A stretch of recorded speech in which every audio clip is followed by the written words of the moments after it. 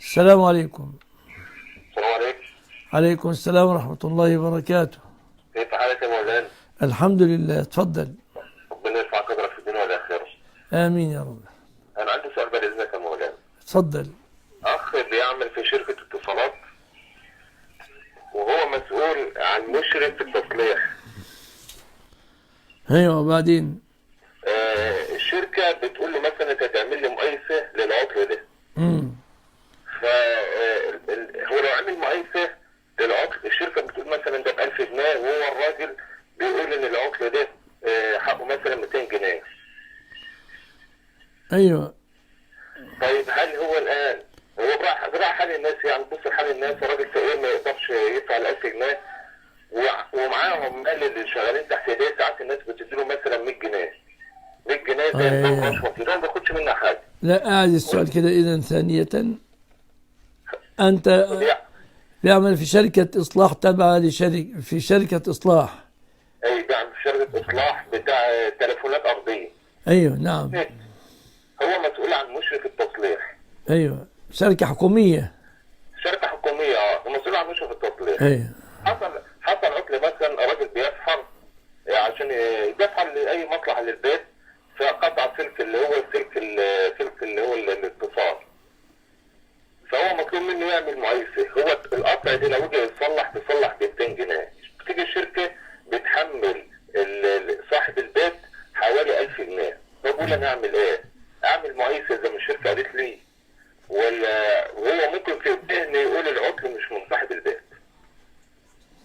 أيوة، يعني هو داير بين مفاسد.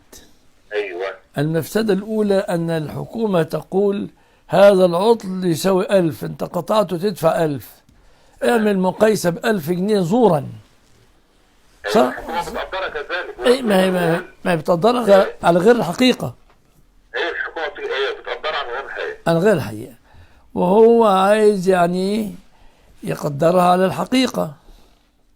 بس هي ما بتاخدش تقدير، هو بتقول لي اعمل لي مقايسه، هل هو الراجل صاحب البيت ده هو المتسبب في القاطع او لا؟ هو قال لو انا قلت ان هو متسبب ما عادش ليه دعوه، خلاص هو بس شغلانته يقول متسبب او غير متسبب. لو قلت ان هو متسبب هتيجي الشركه وهتكلف صاحب البيت مثلا 1000 جنيه. يعني لو قلت انه متسبب وهو فعلا متسبب سيظلم، لن يدفع قيمة الضرر فقط.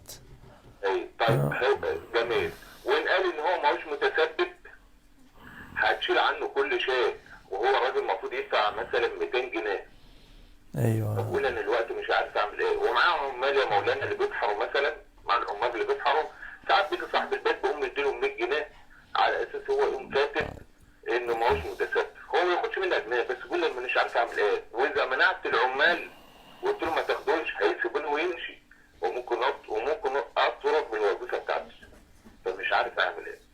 فقلت له اسالك والله يا شيخنا مش عارف.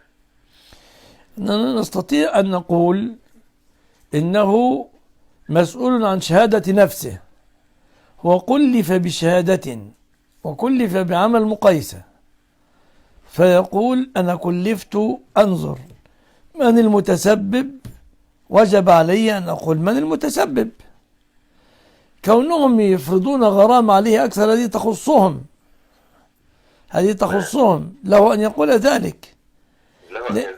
لأنه إذا قال أن الرجل غير متسبب كذب وشهد زورا، أليس كذلك؟ ايوه كلام مظبوط يا مولانا. يعني الآن إذا هو قال هذا الرجل غير متسبب شهد شهادة زور، تمام. وإذا قال هو المتسبب أدى ما عليه. كونهم بعد ذلك يقولون أنت المتسبب ويضاعفون المبلغ عليه، فالاسم عليهم هم. تمام. بارك الله فيك. يبقى هو كده اعمل اللي عليه. الله يسلمك.